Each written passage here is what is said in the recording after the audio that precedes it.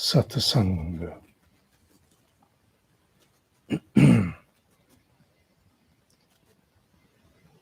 भाव की सामर्थ्य पर उल्लेख चल रहा है।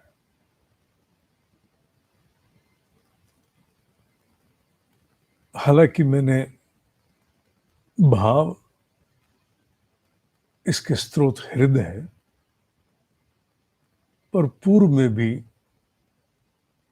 शोध किया है। पर कल फिर मैं बैठा देखने के लिए, और जितना थोड़े बहुत रिसर्च पेपर जो हाल ही में आए उन्हें पढ़ने की चेष्टा की, पर पता नहीं क्यों मुझे लगा कि आधुनिक शोध जिस स्थूल स्तर पर हृदय की तरंगों की टोह लेने की चेष्टा कर रही है, the amplification of the vibrational frequency इत्यादि, उनकी शोध में उतना विस्तार निष्कर्ष पर नहीं जितना इस विषय पर होता है कि किन आधारों से हम शोध कर रहे हैं, what are the basis fundamentals of our research, inputs scale of our research. फिर मैंने पढ़ने के उपरांत उसको छोड़ दिया,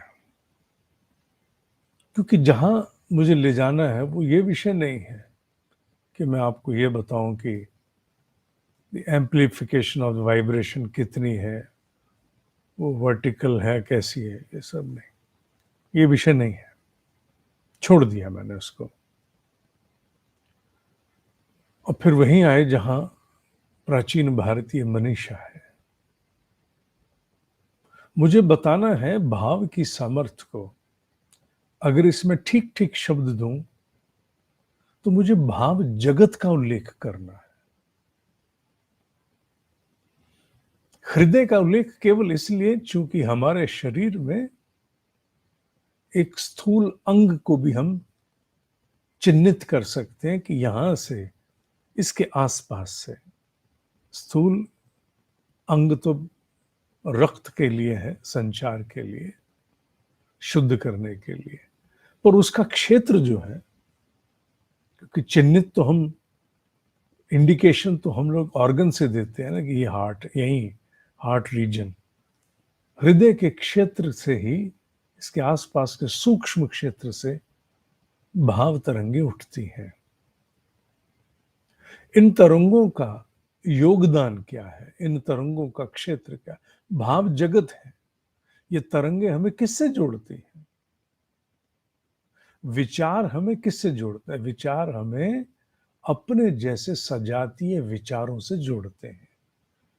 इसीलिए एक प्रकार से सोचने वाला व्यक्ति वैसा सोचता चला जाता है। यही मंत्र का विज्ञान भी है कि सूक्ष्म रूप से शब्द की तरंगे अपने जैसी ब्रह्मांड में जितनी तरंगे हैं उनको संपर्क करती हैं, और फिर साधक के पास अपने और कुटुंब को लेकर लौटती हैं, जो ऊर्जा शक्ति के रूप में आता है।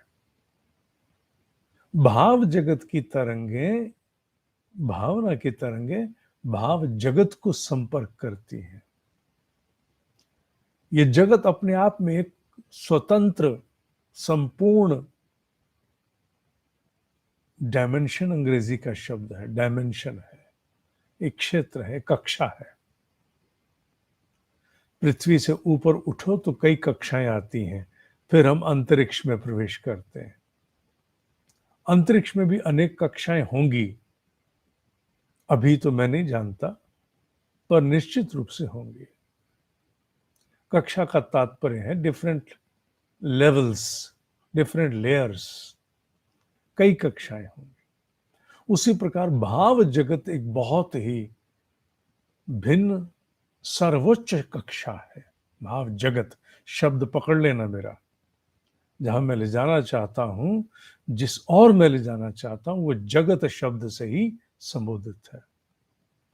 इसको अंग्रेजी में हम कह सकते हैं द यूनिवर्स। भाव शब्द का कोई उपयुक्त शब्द अंग्रेजी में तो नहीं मिला, निकटतम समझाने के लिए इमोशन कह सकते हो, इमोशन कह सकते हो, निकटतम है। तो भाव का जो जगत है उस ओर ले जाने की चेष्टा है। जितने भी सूक्ष्म सत्ताएं हैं जिनके अस्तित्व उनके कारण शरीर को प्राप्त हो चुके, माने वो सूक्ष्म से भी ऊपर उठ चुके, अब वो अपने कारण में है, मूल में है। वो जितनी सत्ताएं हैं वो भाव जगत में ही सक्रिय है। यूं तो उनकी सामर्थ्य से कोई भी क्षेत्र, कोई जगत छूटा नहीं है, पर अगर ये जानना हो कि उनका what is the actual abode, उनका घर कहाँ है, कौन सी कक्षा में है, हम स्थूल की कक्षा में हैं वर्तमान में, वो कारण की कक्षा में है, वो भाव जगत में है। भाव जगत बड़ा व्यापक जगत है। स्थूल में जहां शरीर, बस वहीं की सीमा, उससे आगे की सीमा शरीर की नहीं है। शरीर में ही हम क्षमताएं विकसित करते हैं जब, तो वो भी कहीं ना कहीं कुछ सूक्ष्म और फिर बहुत अधिक जिन्हें करनी होती है, वो फिर भाव जगत की क्षमताएं विकसित करते हैं। तब इस शरीर में रहते हुए भी जीव बहुत कुछ कर पाता है। पर मैं अपने विषय पर रहूंगा, भाव जगत। भाव जगत में एवरीथिंग इज एवरीवेयर। हर चीज हर जगह है, हर सत्ता हर जगह है।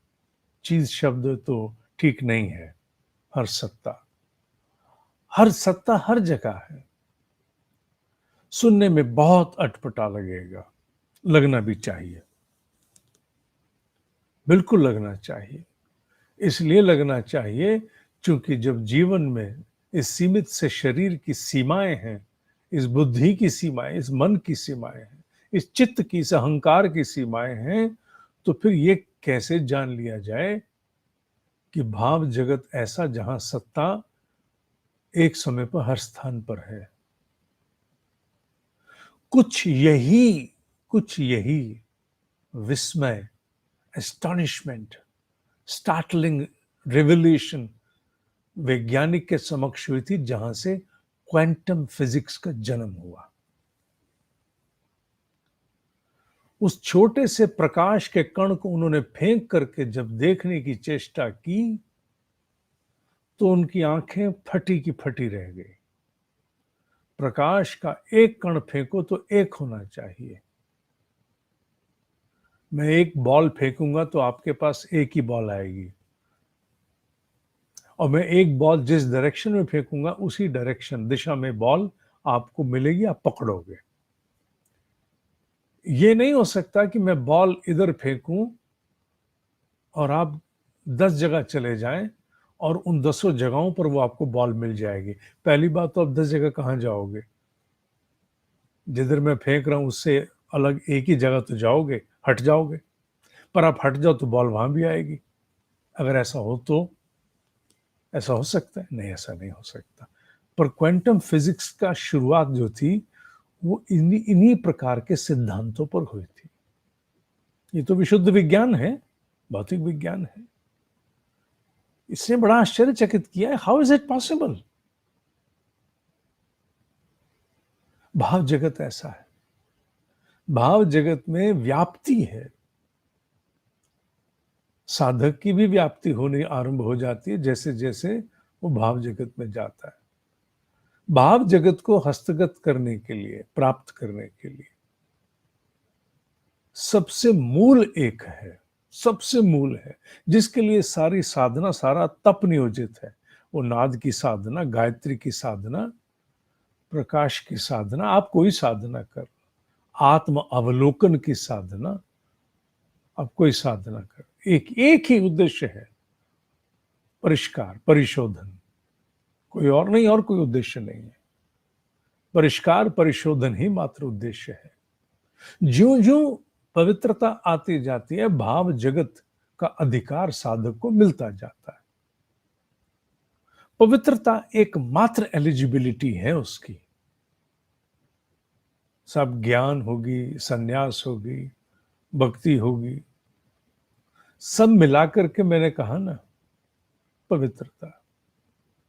भाव की पवित्रता धीरे धीरे भाव जगत का अधिकारी बनाती है और इसके लिए नियोजित है सारी साधनाएं, क्योंकि साधनाएं करने में हमें मन को सहेजना है। किसी का मन ओम में, किसी का गायत्री में, किसी का प्रकाश में, किसी का किसी अन्य साधना में। मन है जो चॉइस करता है, यहां टिका वहां टिका, वृत्ति के अनुसार। वृत्त में है ना, सर्कल में, एक सरकमफ्रेंस में उलझा हुआ, उसको देते हैं हम ये बाजे बजाने के लिए अलग अलग, पर उद्देश्य एक ही है, एक ही उद्देश्य है। पावाहारी बाबा वाला बर्तन मांझ मांझ के अंतःकरण मांझ लिया। भाव का परिष्कार, पवित्रता, अंतःकरण शुद्ध। जैसे जैसे अंतःकरण शुद्ध होता है, मैंने प्रत्यक्ष अनुभव किया है अपने ब्रह्म ऋषि को। उनका स्पष्ट था, मैं एक माला भी जो मैंने जपी है, उन्हें 24 लाख मंत्रों के 24 महापुरुष चरण किए थे 24 साल तक, और उसके अतिरिक्त उनकी साधनाएं कितनी भी थी। प्रत्यक्ष बोला था उन्होंने, प्रत्यक्ष। मैंने अपने जप का एक भी कण, एक भी कण, मैं अपने कारोबार में थोड़ा बहुत झूठ बोलना आरंभ हो गया था। एक दिन उनके सामने बैठा, थोड़ा बहुत बोलना शुरू हुआ था। इस बात को 30 वर्ष से बहुत अधिक हो गए। आंखों में आंखें डाल के मुझे कहने लगे, तू कुछ गलत तो नहीं कर रहा है? उन्होंने जब ये कहा, मेरी वहीं मृत्यु हो गई, मैं मर गया। मैं छोटा मोटा झूठ बोल रहा था। छोटा मोटा माने, एक तो झूठ होता है कि 10 की आई है, भगवान जानता है मैं आपको 10.5 की दे रहा हूं, आई वो 9 की हो। वो एक झूठ होता है थोड़ा सा आगे बढ़ के, मैं थोड़ा आगे बढ़ के बोल रहा था, मेरी मृत्यु हो गई। उन्होंने कहा, बेटा मैंने जितना तप किया है ना, उसका एक अंश भी मैं खर्च नहीं करता हूं। जानता है ये मेरे माध्यम से जो कुछ हो रहा है ये क्या है? ये मेरा सत्य है, ये मेरी पवित्रता है और कुछ नहीं। उसका तो मैंने एक कण भी खर्च नहीं किया आज तक, सब तिजोरी में छोड़ दिया। समय आने पर तुम लोगों को मिल जाएगा। पर मैं जो कुछ भी करता हूं, हजारों लाखों का वरदान देना इत्यादि, ये केवल मेरे सत्य का परिणाम है और कुछ नहीं बेटा, और कुछ नहीं। जहां एक तरफ उनकी आंखों में सामने मेरी मृत्यु हुई, वहीं मेरा जन्म भी हो गया। ये बात सुन करके उसके उपरांत चेष्टा रही, जीवन भर चेष्टा, जहां तक संभव। उन जैसी तुलना तो असंभव है, असंभव है मेरे लिए, असंभव। 10 बार बोलूंगा असंभव है, पर चेष्टा तो कर सकता है। छोटा बच्चा अपने पिता को देख करके वैसा ही तो करने की चेष्टा करता है। वैसे ही फोन पे बात करनी शुरू कर देगा। कोई फोन नहीं आया, ऐसे ही हेलो, हाँ हाँ हाँ हाँ, ठीक है ठीक है, वैसी एक्टिंग करता है। मैंने भी शुरू कर दी। है कि नहीं है, चलो करना आरंभ करो, नकल तो सही, किसी दिन असल भी हो जाएगा, देखेंगे। भाव जगत सत्य का जगत है, परिष्कार का जगत है, पवित्रता का जगत है। ये सारी साधनाएं और कुछ नहीं, उसी भाव जगत को प्राप्त कराती हैं। उसी भाव जगत में पहुंच करके ब्रह्म ऋषि कहता है, मैं कहीं नहीं जा रहा हूं, तो मुझे जब स्मरण करोगे श्रीपाद वल्लभ महाराज की भांति, आंख की पुतली पर आई हुई ये जो पलक है, पलक की भांति हूं मैं तुम्हारे साथ, पलक की भांति तुम्हारे साथ हूं, कहीं नहीं हूं मैं। क्यों कहते हैं वो? वो इसीलिए क्योंकि वो भाव जगत में जाके सक्रिय हो चुके हैं। वो भाव जगत में सक्रिय हो गए, इसलिए वो कहीं होते हुए भी कहीं भी हैं। इसे मन माने ना माने, बुद्धि माने ना माने, पर हाँ, इस तर्क के अधीन बुद्धि पर पत्थर क्वांटम फिजिक्स की शोध से पड़ चुका। हाँ, ये हृदय का क्षेत्र है, पर क्षेत्र हृदय की पवित्रता का ही है। सामान्य जीवन जीते हुए बिना किसी का अहित किए मनुष्य अपने आत्म परिष्कार की यात्रा में सतत बना रह जा सकता है। झूठ और सच की व्याख्या बड़ी विस्तृत है। क्या झूठ क्या सच? There cannot be a very one line answer to that. एक पंक्ति में उत्तर नहीं दिया जा सकता, क्योंकि इसका विस्तार पूरा जीवन है। कहीं झूठ भी सच से ऊपर होता है, कहीं झूठ ही सत्य होता है और कहीं सत्य ही झूठा है। ये एक विस्तार है जिस पर धीरे धीरे बातें हम सत्संग में करते रहा करेंगे, पर मूल आज एक ही भाव जगत का है। भाव जगत में इतनी क्षमता जितनी क्षमता ब्रह्म में होगी, जितनी क्षमता ब्रह्म में उतनी भाव जगत में। और ये भाव जगत के प्राणी जो यहीं से उत्कर्ष प्राप्त करके चले गए, वही ब्रह्मांडों के स्वामी है। ये सत्य का प्रतिपादन वेद उपनिषद करता है। हमारी जैन विश्वास की धाराएं, दशलक्षण पर्व चल रहे हैं ना आजकल, उनमें भी स्थापित है। पर क्या करें, हमारे विज्ञान से आगे हमारी मान्यताएं आ गई ना। हमारा विज्ञान पीछे छूट गया, मान्यताएं आगे आ गई। ठीक है, सामान्य मानस मान्यताओं से ही जुड़ता है, ये भी ठीक है। भाव जगत की क्षमता अद्भुत है, अतुलनीय है, और मनुष्य की पवित्रता, उसका अंतःकरण का परिष्कार उसे भाव जगत में अधिकार देता है। और अधिकार प्राप्त होने के बाद मेरे ब्रह्म ऋषि के उल्लेख, बेटा मेरा कोई तप काम नहीं कर रहा, मेरा केवल सत्य काम कर रहा है। तप को तो कुंजी लगा दी, मैं ताला लगा दिया, रख दिया तुम लोगों के लिए, काम आएगा कभी।